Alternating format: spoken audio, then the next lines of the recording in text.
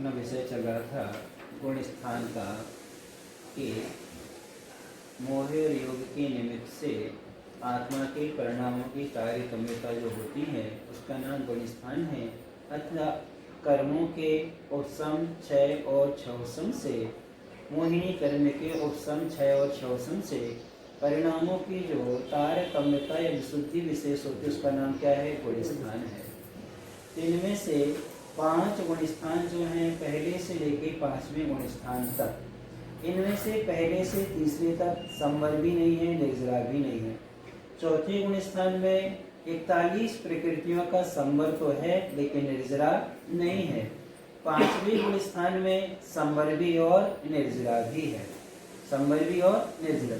6वें गुण स्थान में भी संवर पूर्वक क्या है? निर्जरा है। अंतर इतना है 5वें और 6वें गुण स्थान में। 5वें गुण स्थान में देशघाती प्रकृति के उदय के साथ साथ में सर्वघाती प्रकृति का भी उदय है। देशघाती सम्यक प्रकृति के साथ साथ में प्रत्याख्यान वर्ण क्रोध मान माया लोभ का भी क्या है? उदय है। इनके उदय के रहते हुए इनके संयम के लब्धि स्थान नहीं बनते हैं, यानी उनके जितनी अशुभ कर्मी के निर्जरा करते हैं लेकिन उससे संवर तो हो जाता है। किसका होता है? पुण्य का संवर नहीं होता। किसका संवर नहीं होता?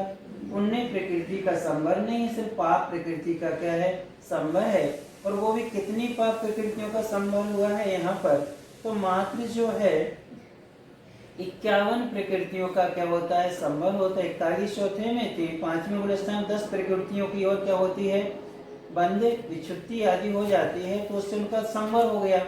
अब इतना 51 का संवर है, लेकिन अभी प्रत्याख्यान वर्ण कर्म जो है, जो सर्वघाती, उसका क्या हो रहा है? आश्रव है। उसी का क्या है? बंध भी है, ये संजुलन भी है।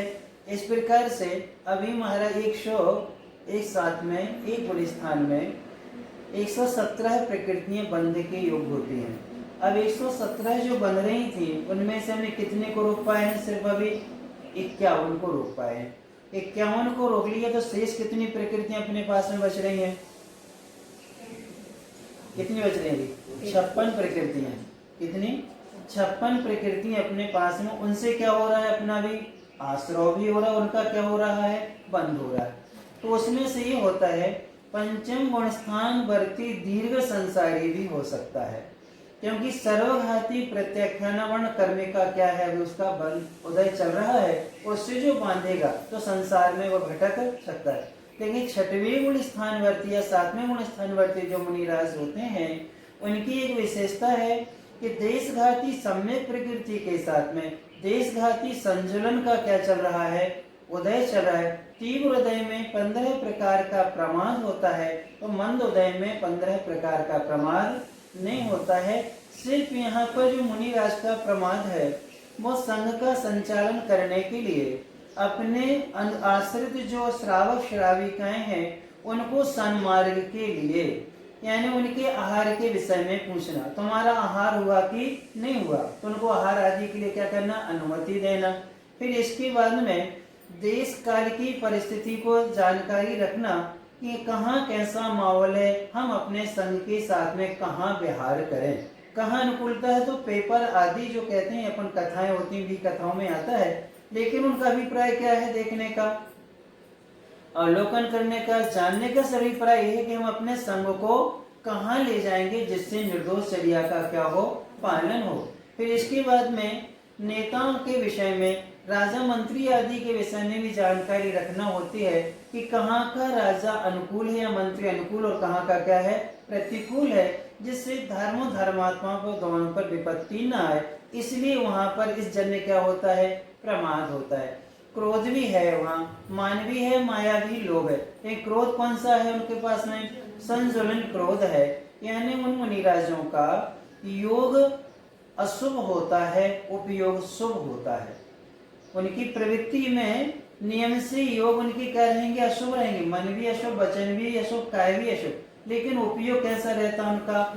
शुभ होता है। जो किसी ने गलती की है उसको डांट देना, भगा देना, संघ से निष्कासित कर देना, प्रायश्चित आदि देना, प्रतिबंधना नहीं करना, उनसे बात नहीं करना, स्वाध्याय आदि बैठने नहीं देना, ये सब किसके लिए है? किसके लिए है? ये सिर्फ सस्य की कमी को दूर करने के लिए है, प्रायश्चित आदि के मार्ग का शोधन करने के लिए है। तो उनको उपयोग कैसा है? उपयोग तो क्या है? शुभ है। और योग क्या है उनके? अशुभ है।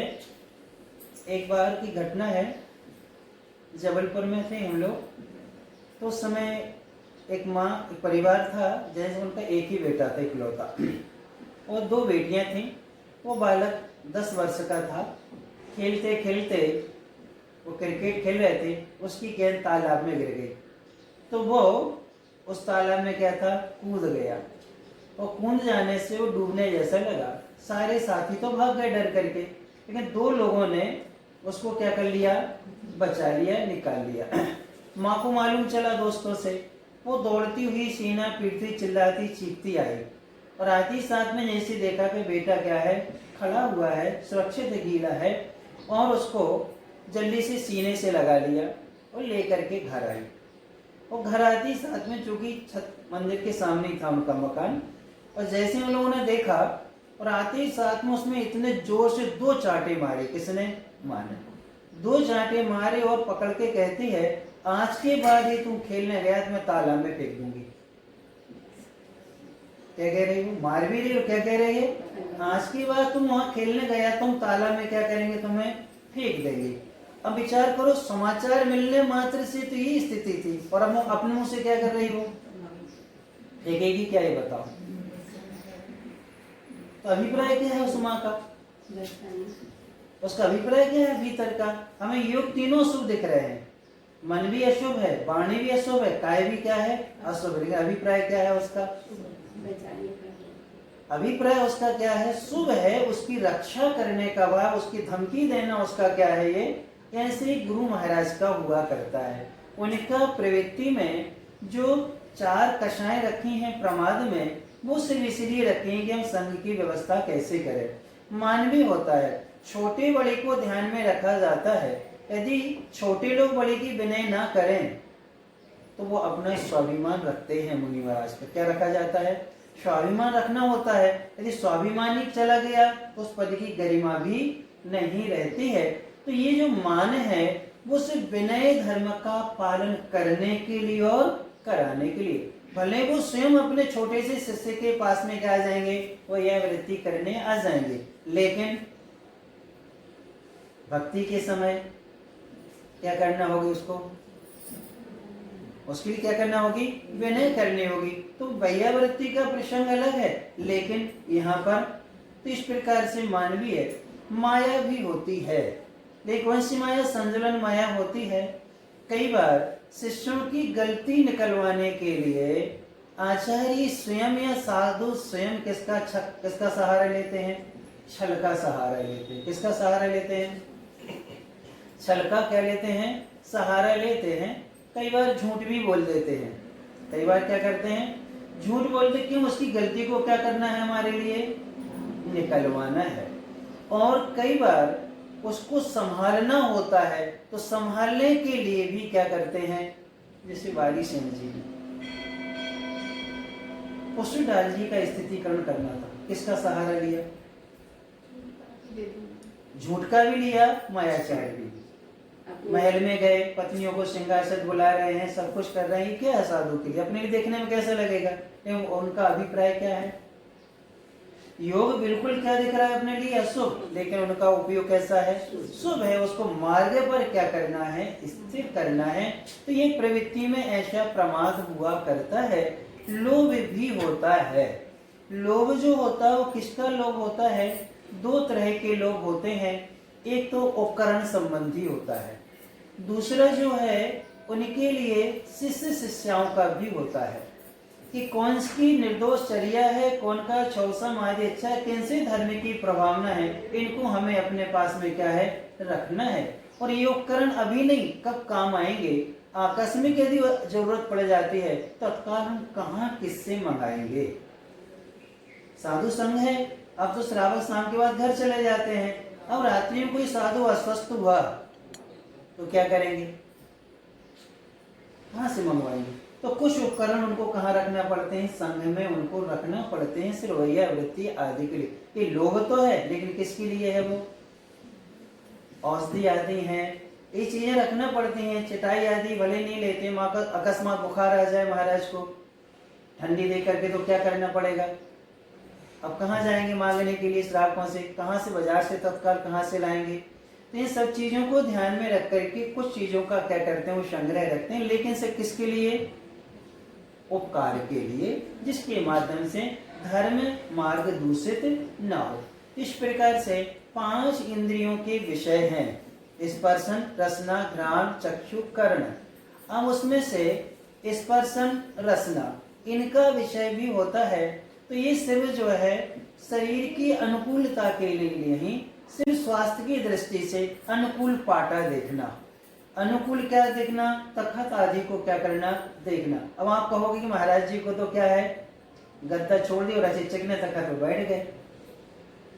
गद्दा छोड़िए, चिकने तखत, चिकने तखत बैठने का मतलब है यदि दरार वाले बैठने की जीवा के काट सकते हैं, या थोड़े बहुत आगे पीछे होंगे तो उसमें चमड़ी आदि का चिपटने का भी क्या रहता है, अंदेशा रहता है, या फिर उस पर लेटेंगे बैठेंगे तो पूरे शरीर पर क्या आ जाते हैं, निशान आ जाते हैं। जब निकलेंगे बाहर देखेंगे श्रावक को कैसा लगेगा उनका शरीर।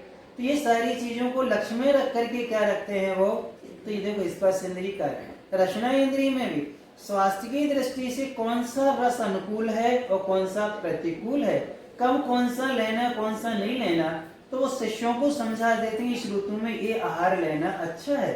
अब तुम्हारा पेट गड़बड़ है या गले में किसी तरह की कोई आपको दिक्कत है, तो इसके स्थान पर तुम्हें यह वस्तु क्या करना चाहिए, ले लेना चाहिए, और ये चीज नहीं लेना। कई बार हम लोग तो ठीक है, मुनि महाराज भी श्रावकों को संकेत कर देते हैं। अब हम लोग थे, अकेले रहना हुआ है 4 साल हमारा भी।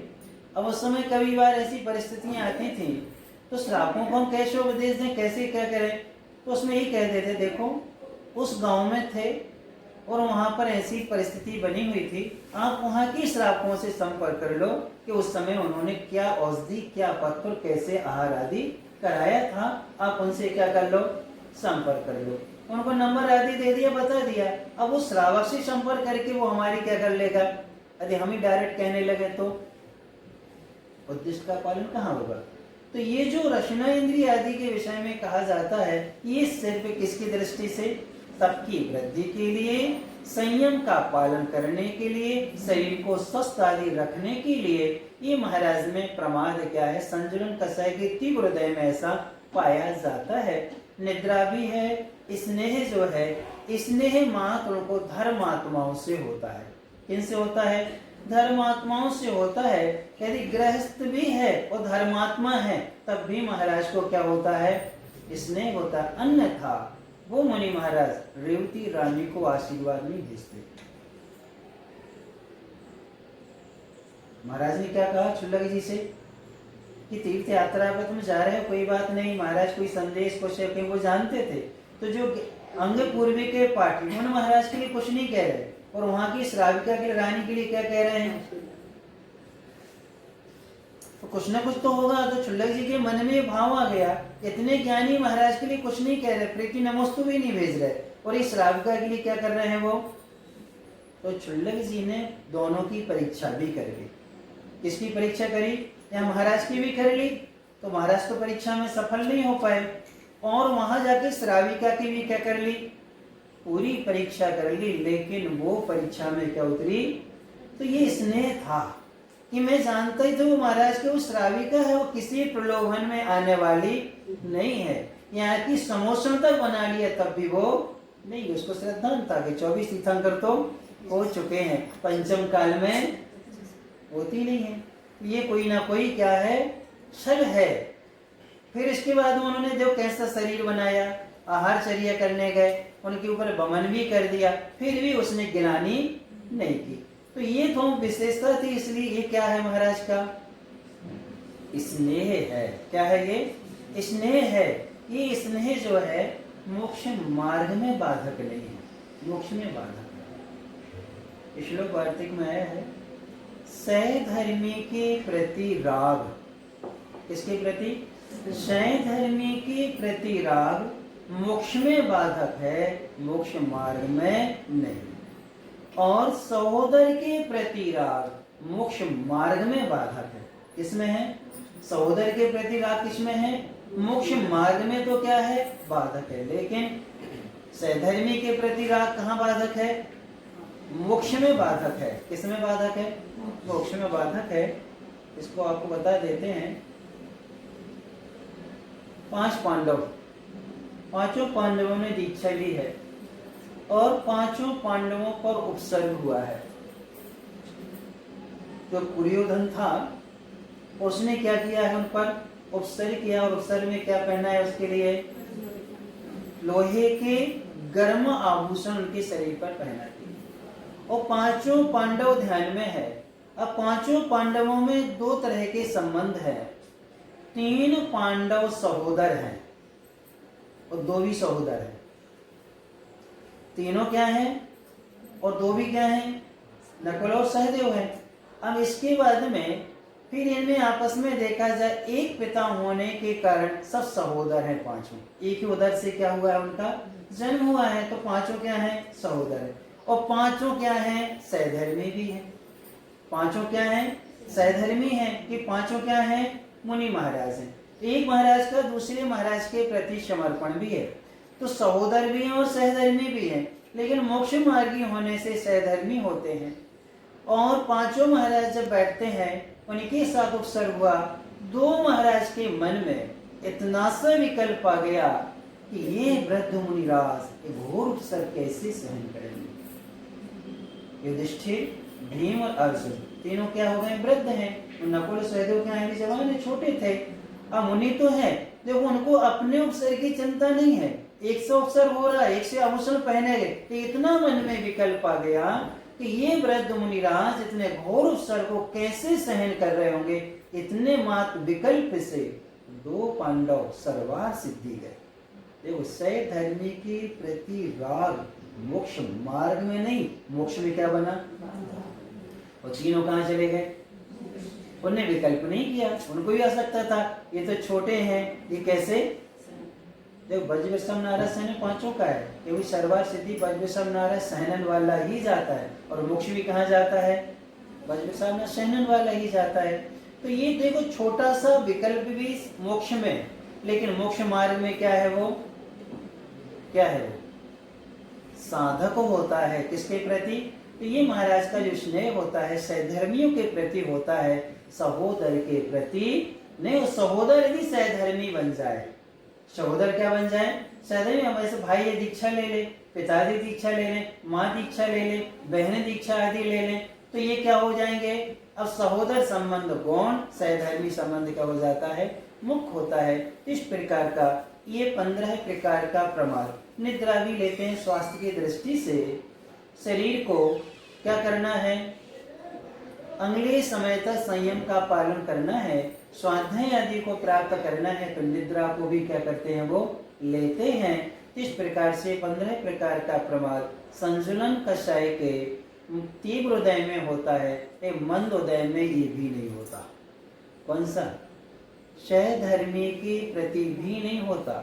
उस समय जब अप्रमत्त अवस्था में आते हैं, उस समय रस आदि में कोई विकल्प नहीं होता है, और न ही किसी तरह के उपसर्ग आदि में क्या होता है? उनको विकल्प होता है। मान अपमान आदि में भी विकल्प नहीं हुआ करता। क्यों? उस समय संजुलन का क्या चल रहा है? मंद उदय चल रहा है। इसलिए सहधर्मी के प्रति यहाँ राग नहीं होता, प्रवृत्ति नहीं होती। इसमें एक बार अशोक नगर में तेजी क्लास ले रहे थे, ये है 99 की बात है। तो उस समय ऐसे ही एक श्राविका ने प्रश्न कर लिया, क्या तीर्थंकर मुनिराज भी प्रमाद अवस्था को प्राप्त होते हैं क्या? क्यों? वर्धमान चारित्र के धारी होते हैं, दीक्षा लेते हैं जब वो। कौन से चारित्र का? उनका वर्धमान चारित्र होता है। तब जैसे ही उसने प्रश्न किया तो हमने तत्काल उत्तर दे दिया, क्योंकि हम समझ गए तो उसके प्रश्न का अभिप्राय, क्योंकि वो एकांत मत से संबंध रखती थी, लेकिन क्लास में जरूर आती थी। ये विशेषता थी। उसने कभी क्षमा भी नहीं करती थी। हम देख लेते थे, कुछ नहीं, उस ग्रंथ को नमस्कार कर लेगी, लेकिन महाराज को नहीं करेगी। हमें भी इसका विकल्प नहीं ताकि हम तुम्हारी इच्छा में के लिए साधु नहीं बने, तुम्हारे लिए थोड़ी बने हैं, लेकिन कुछ सिखाना भी रहता है। तो जैसे उसने एक प्रश्न किया, क्या तीर्थंकर भी मुनि अवस्था में प्रमत्त अवस्था को प्राप्त होते हैं? हमने कहा जिस समय आहारचर्या हो जाते हैं। आहारचर्या छठी गुणस्थान में ही होती है, क्योंकि छठवें में आहार संज्ञा की विच्छुत्ति हो जाती है, इसके बाद में नहीं होती है। तो वो एकदम से अपने आप में शर्मिंदा हो गई। हमने कहीं इतना ही कहा बाद में, तो मैं तीर्थंकर प्रकृति की सत्ताधारी मुनिराज का प्रमाद दिख रहा है, तुम्हारा स्वयं का संयम, उनका संतुलन कसाय के साथ में प्रमाद दिख रहा है, और तुम्हारा सर्वघाती प्रकृति के साथ में क्या है, तो इसकी चिंता नहीं है। महाराज आहारचर्या को जाते हैं, प्रमाद को प्राप्त हो रहे, तुम्हारी अश्रद्धा का भाव आ रहा। हमें उनकी प्रमाद अवस्था को देख करके सम्यक दर्शन होता है। किसको देख करके? मुनिराज की प्रमाद दशा को देख करके सम्यक दर्शन होता है। सुभद्रा सेठानी को इससे सम्यक दर्शन हुआ। किसको? मुनि महाराज की क्या देखी थी उसने? चंदन वाला ने पलगान किया, आहारचर्या देखो, उसको क्या हुआ? सम्यक दर्शन हुआ। कई भवों का बैर क्या हो गया? उसका दूर हो गया। 12 भाव का बैर चल रहा था चंदन वाला को और उसका। आप पढ़ना उसकी पूरी, इसका नाम था चूड़ांत वाला शुरू में, फिर ये सगी भाभी थी उसकी, कौन? ये सुभद्रा जो सेठानी बनी है। अब इनका इतने भाव पुराना बैर, लेकिन एक कर्तव्य निष्ठ श्राविका ने मुनि महाराज की वो प्रमाद दशा है। कौन सी दशा है? उस प्रमाद अवस्था को देख करके उसको क्या हुआ? सम्यक दर्शन। जटायु को जाति स्मरण हुआ और उसको भी क्या हुआ? सम्यक दर्शन हुआ, वृत्ति बना। किसको देख करके? तो देखो, एक श्राविका को देखो, सोचने प्रश्नकर्ता का अभिप्राय तो देखो कि महाराज को तो कहाँ रहना चाहिए? वन में रहना चाहिए। उनको तो बिल्कुल बाहुबली जैसा होना चाहिए। तो बाहुबली भले का अवसर अवस्था में खड़े रहे 1 वर्ष तक, लेकिन छठवें सातवें बने रहे। भले वो आहारचर्या को नहीं गए, लेकिन छठवां सातवां उनका क्या है? बना रहा। काल इतना है ही उसका कि वो इसमें रह नहीं सकते हैं। इस प्रकार से अभिप्राय में यही ध्यान में रखना चाहिए कि हम दूसरों की गलती देखते हैं, कोई बात नहीं, परंतु हम उसके पहले अपनी भी देख लेना चाहिए कि उनकी गलती कैसी है और हमारी गलती कैसी है। देखो, उनकी जो भी गलतियां हैं वो सब संतुलन कसाय के साथ में, पुलाव, वकुश, कुशील, निर्घृत, स्नान, इनमें से पुलाव, वकुश, कुशील, ये तीनों जो मुनिराज होते हैं, ये छठे सातवें गुणस्थान प्रति भावलिंगी ही होते हैं। कौन से होते हैं? भावलिंगी ही होते हैं। इसलिए उनके शिथिलाचार को देख करके निर्णय नहीं ले सकते हैं, क्योंकि संजलन के तीव्र उदय में उनकी ऐसी परिणतियां क्या देखी। कई बार मूल गुण छूट जाते हैं, लेकिन अभी उनका छठवां गुण स्थान नहीं छूटा है। कई बार उत्तर गुण छूट जाते हैं, लेकिन गुण स्थान बना रहता है। क्यों? संजलन के तीव्र हृदय में ऐसे परिणाम हो जाते हैं, लेकिन वो उसके बाद क्या हो जाते हैं?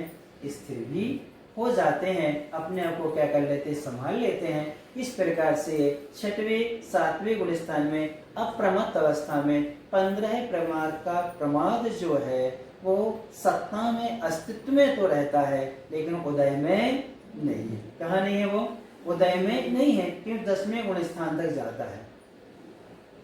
कहाँ तक जाता है? ये लोह तो 10वें तक जाता है, लेकिन निद्रा कहाँ तक जाती है?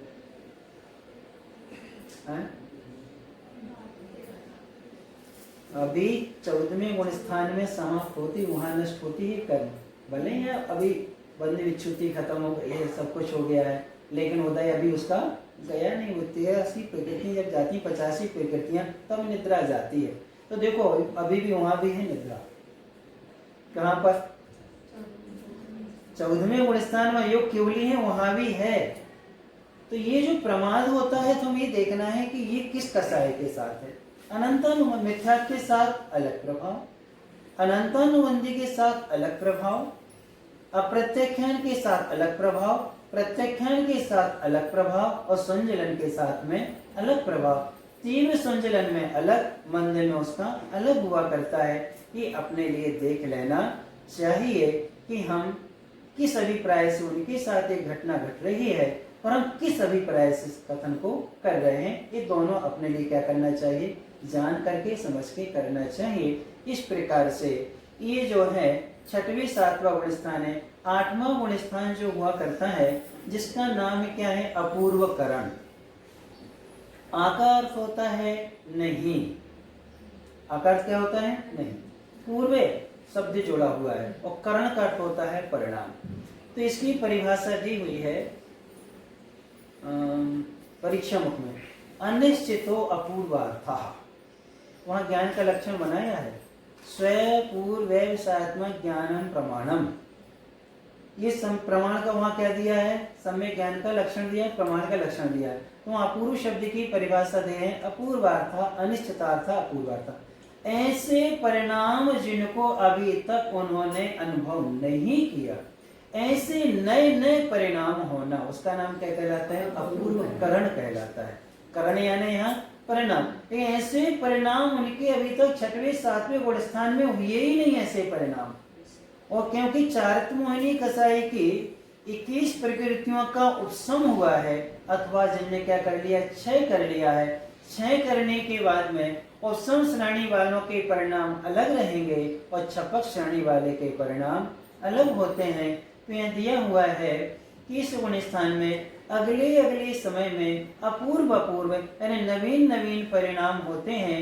ये उपसमक और छपक दोनों तरह के होते हैं। इस परिणाम का अपूर्व परिणाम इसलिए भी है कि इसके काल में समान समयवर्ती मुनिराजों के परिणाम सदृश भी हो जाएं, किंतु विवक्षित समय में भिन्न, अर्थात भिन्न समयवर्ती मुनियों के परिणाम भी सदृश ही होंगे।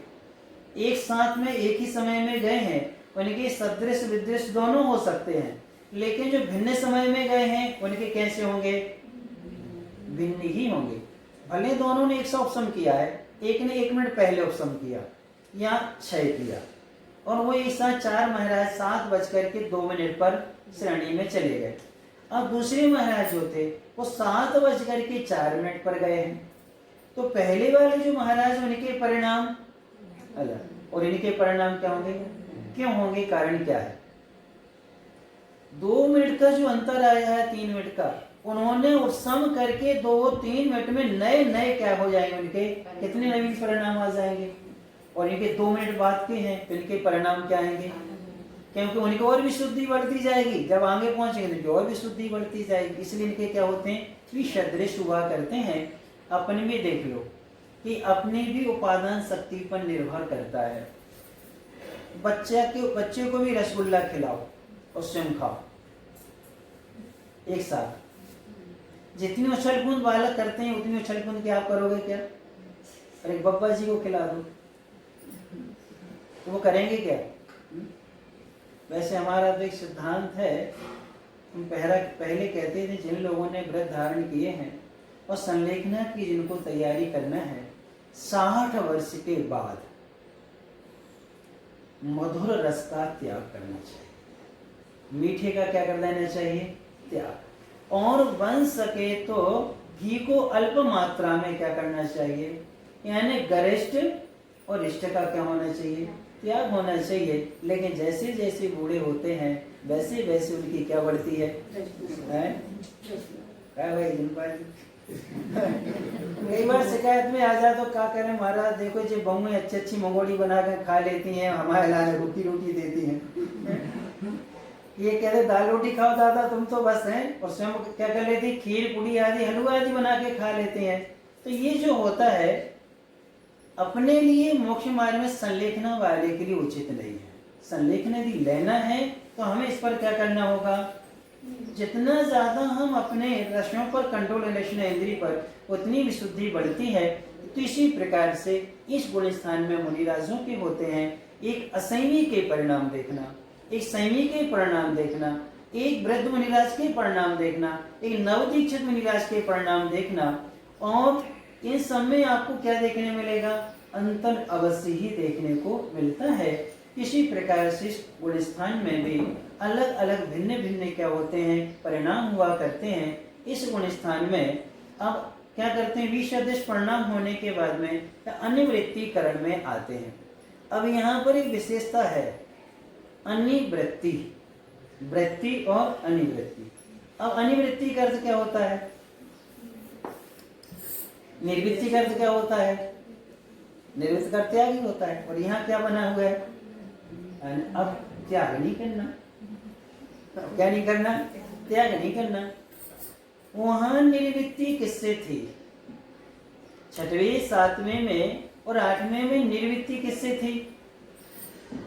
अभी चारत मोहिनी की जो प्रकृतियों का उस समय क्षय किया है, उससे तो वो क्या हो गया है, निर्वृत्त होके आए। अब यहाँ अनिवृत्ति है, तो अनिवृत्ति से यहाँ जो पृथक्त्व वितर्क विचार नाम का जो ध्यान महाराज को करना है। अब इनमें से शरीर को छोड़ करके मात्र द्रव्य का चिंतन करेंगे। किसका करेंगे, द्रव्य का। कभी किसका करेंगे, गुण का, तो कभी किसका करेंगे, पर्याय। ये निरंतर उनके बदलते रहते हैं, एक से नहीं रहती, इसलिए अनिवृत्ति। आत्म स्वभाव के परिणाम एक ही चीज के नहीं रहते हैं। मात्र द्रव्य का ही चिंतन नहीं चलेगा, मात्र पर्याय का नहीं चलेगा, मात्र जो है गुण का नहीं चलेगा। कभी मन से, तो कभी वचन से, तो कभी काय से। तो योगों की संक्रांति भी क्या है, यहाँ बनी रहती है। अर्थात इसलिए अनिवृत्ति कह दिया गया कि अब वो जो है आत्मा की विशुद्धि बनाने के लिए नाना तरह के क्या करेंगे, अवलंबन लेंगे। यानी अब पूर्णतः निर्वृत्त नहीं है। एक विशेषता थी, 7वें गुण स्थान में जो निर्वृत्ति थी, वो निर्वृत्ति आत्मा में नहीं है, नव में नहीं है। क्यों, उस समय श्रेणी का आरोहण करना था। उस समय श्रेणी के समय में जो आरोहण किया है, उस समय चपक के, उस समय की विशुद्धि अलग होती है। उस समय की विशुद्धि क्या होती है, अलग होती है। 3 करण आदि करते हैं, उनको क्षय करते हैं, वो विशुद्धि अलग ही हुआ करती है। अब वो विशुद्धि तो आ गई है, अब उस विशुद्धि को बनाए रखने के लिए, किसके लिए, उस समय पाने के लिए पुरुषार्थ था। अब पुरुषार्थ किसके लिए है, उसको बनाए रखने के लिए, वो विशुद्धि हमारी बनी रहे। इसलिए वो महाराज इस गुण स्थान में द्रव्य का, गुण का, पर्याय का, कभी मन से, तो कभी वचन से, कभी काय से। क्योंकि एकत्व वितर्क विचार और पृथक्त्व वितर्क विचार, ये 2 ध्यान कहाँ चलते हैं, 8वें से लेकर के 12वें तक। ये 2 ध्यान कहाँ तक चलते हैं, 8वें से 12वें तक चलते हैं। परंतु एक आचार्य महाराज 11वें से मानते हैं, वो 10वें तक धर्म ध्यान ही मानते हैं।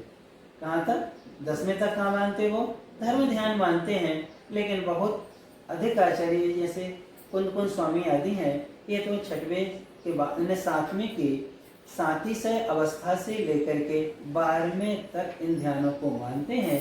शुद्ध उपयोग का साधक वो बन जाता है। शुक्ल ध्यान और शुद्ध उपयोग दोनों पर्यायवाची नाम माने जाते हैं।